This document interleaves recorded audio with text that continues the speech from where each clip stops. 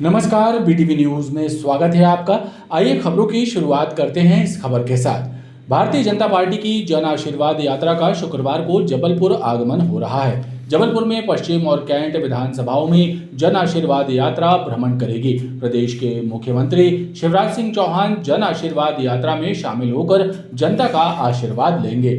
जन आशीर्वाद यात्रा शुक्रवार की दोपहर 3 बजे पश्चिम विधानसभा के गौतम जी की मढ़िया से प्रारंभ होगी, जबकि कैंट विधानसभा क्षेत्र में गोकलपुर सामुदायिक भवन से जन आशीर्वाद यात्रा प्रारंभ होगी।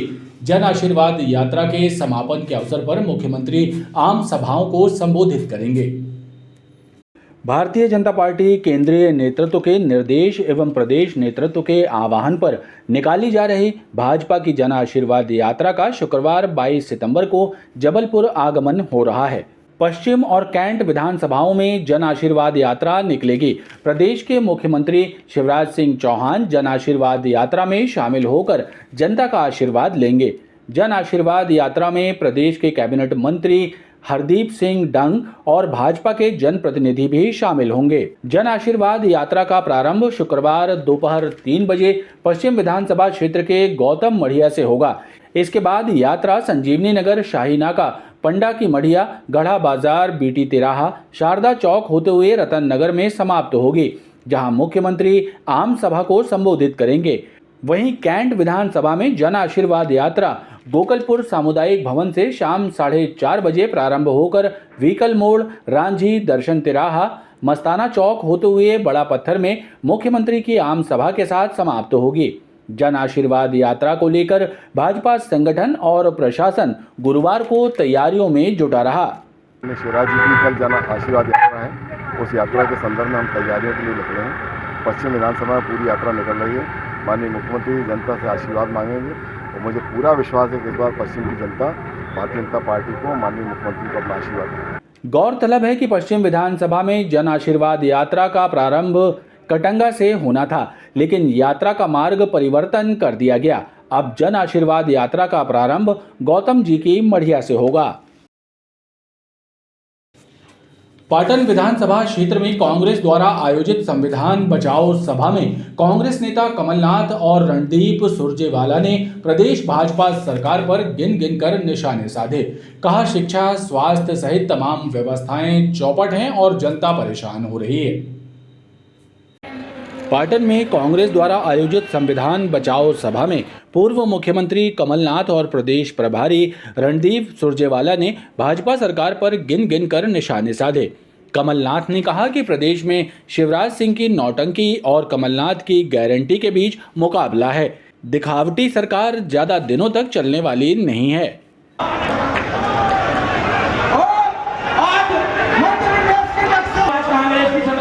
पूरे देश में भारतीय जनता पार्टी, मध्य प्रदेश का हर व्यक्ति, आप भी इसमें आप भी जुड़ रहे हैं, या तो भ्रष्टाचार की गवाह है या तो भ्रष्टाचार की शिकार है। आज भ्रष्टाचार की जो व्यवस्था बनाई है, पंचायत से लेके ऊपर तक, ये मध्य प्रदेश को कहां ले जा रहे। घोटालों का कोई अर्थ नहीं, रोज नया घोटाला। ये आज मध्य प्रदेश ये भारतीय जनता पार्टी का परिचय है। अब मतदाता गुमराह नहीं हो पाएंगे। शिवराज सिंह जी जितनी घोषणाएं कर गए, उनकी घोषणा मशीन डबल स्पीड पर चल रही है। भाजपा को तो शर्म आ रही है कहते हुए कि शिवराज सिंह जी हमारा मुख्यमंत्री का चेहरा है। रणदीप सुरजेवाला ने कहा कि भाजपाइयों ने मध्य प्रदेश की भूमि पर ग्रहण लगा दिया है। क्या कसूर था श्री कमलनाथ जी का?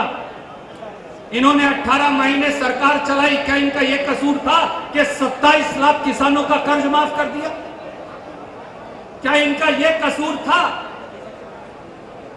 कि दोषियों को सजा दी और बेटियों को सम्मान दिया? क्या इनका यह कसूर था कि बेटियों की शादी में सरकार 51,000 रुपया देती थी, जो शिवराज ने 27,000 किया और अब बिल्कुल खत्म कर दिया?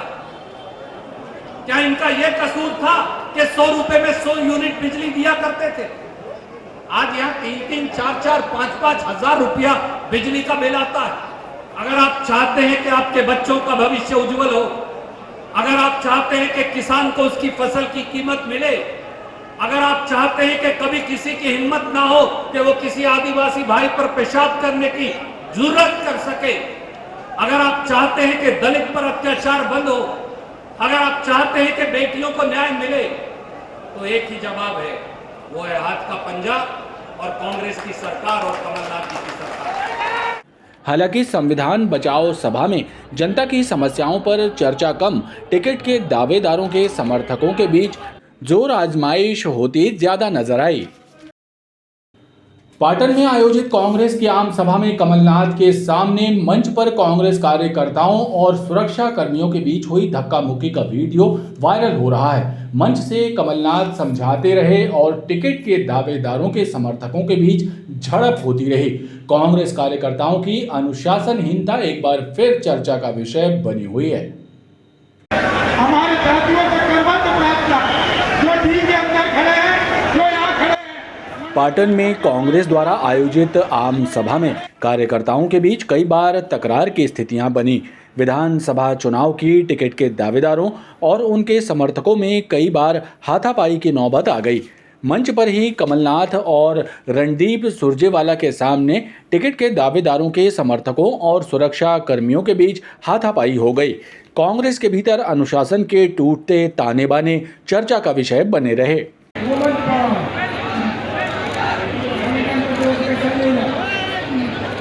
ठंडी हवा मिल गई, आप आए तो ऐसा लगा जैसे तकलीफों को कोई दवा मिल गई। मैं परमादानी सत्य मध्य प्रदेश की कांग्रेस कार्यकर्ताओं के बीच हुई झूमा झपटी और अनुशासनहीनता चर्चा का विषय बनी हुई है। मुख्यमंत्री अधोसंरचना कायाकल्प योजना में सड़कों के निर्माण के लिए 46 करोड़ के प्रस्ताव को मेयरन काउंसिल ने मंजूरी प्रदान कर दी है। बैठक में लीज प्रकरणों के अलावा अन्य कई विकास प्रस्तावों पर भी स्वीकृति की मुहर लगाई गई।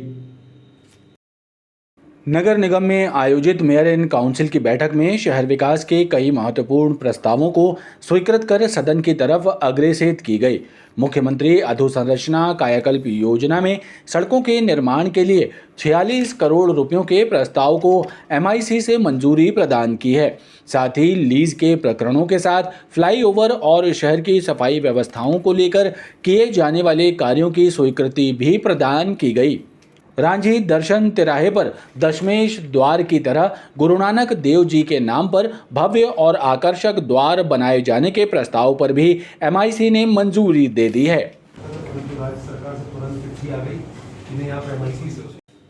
भाद्रपद शुक्ल पक्ष की सप्तमी तिथि को संतान सप्तमी का पर्व मनाया गया।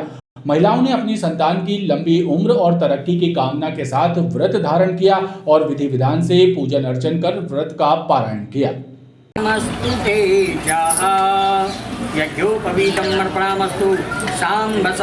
भाद्रपद शुक्ल पक्ष की सप्तमी तिथि के मौके पर महिलाओं ने संतान साधने का पर्व मनाया।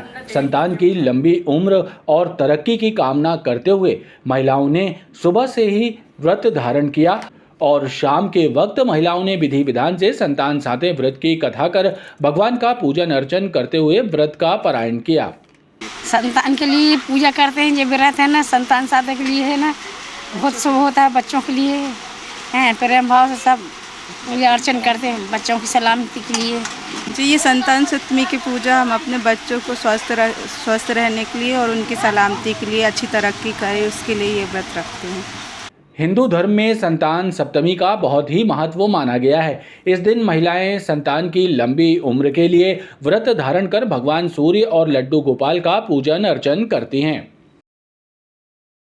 अधारताल क्षेत्र में एक भाजपा नेता को कुछ बदमाशों ने चाकू मारकर गंभीर रूप से घायल कर दिया। घटना में घायल हुए भाजपा के क्षेत्रीय नेता को इलाज के लिए मेडिकल अस्पताल में भर्ती कराया गया है। पुलिस ने मामले में 4 लोगों के विरुद्ध हत्या का प्रयास की धारा 307 के तहत मामला कायम किया है और एक आरोपी को गिरफ्तार कर लिया है। पुलिस के मुताबिक बदमाशों और घायल के बीच आपसी रंजिश होने की बात सामने आई है।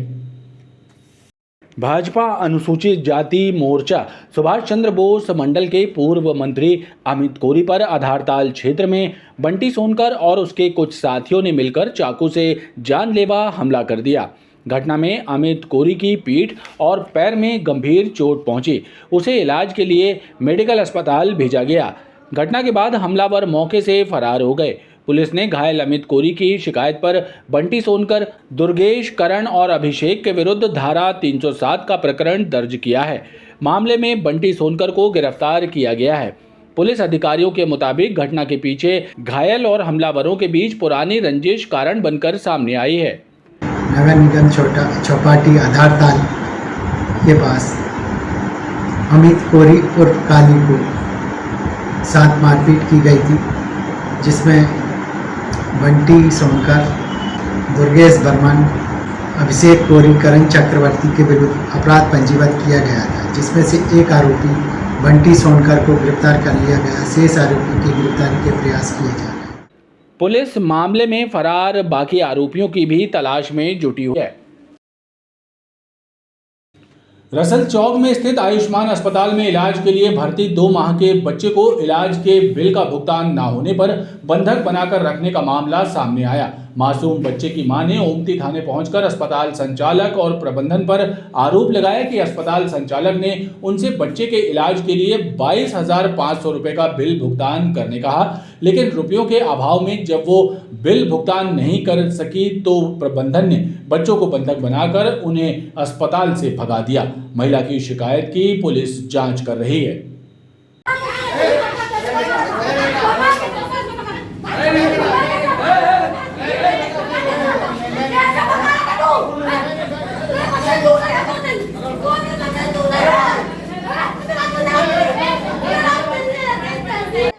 रसल चौक में स्थित आयुष्मान अस्पताल में इलाज के लिए भर्ती 2 माह के एक मासूम बच्चे की मां ने अस्पताल प्रबंधन पर गंभीर आरोप लगाए हैं।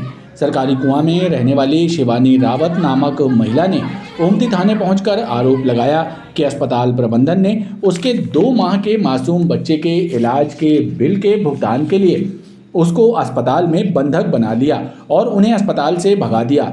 पीड़िता की शिकायत के बाद पुलिस अधिकारियों ने पुलिस स्टाफ और महिला को अस्पताल भेजा, जहां बच्चे को उसकी मां के सुपुर्द कराया गया।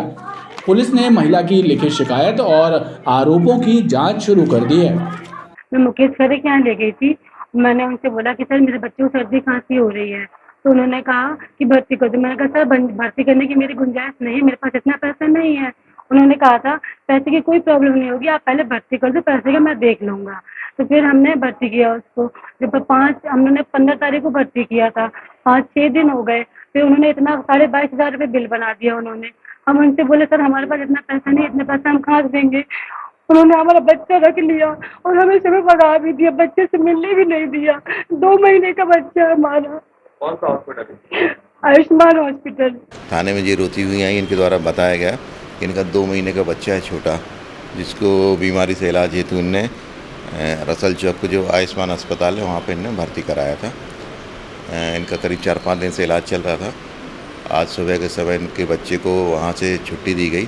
छुट्टी के बाद से इनके बच्चे से के इलाज के वहाँ पे जो यहाँ के संचालक हैं प्रतीक जैन है शायद, इनके द्वारा 22,500 रुपये का बिल मंगाया गया। चूँकि महिला गरीब है, इनका कहना है कि हमारे जो पति हैं वो बिलदारी का काम करते हैं, तो महिला के पास में उतने पैसे नहीं थे, तो इनके द्वारा उसको महिला को वहाँ से भगा दिया गया था।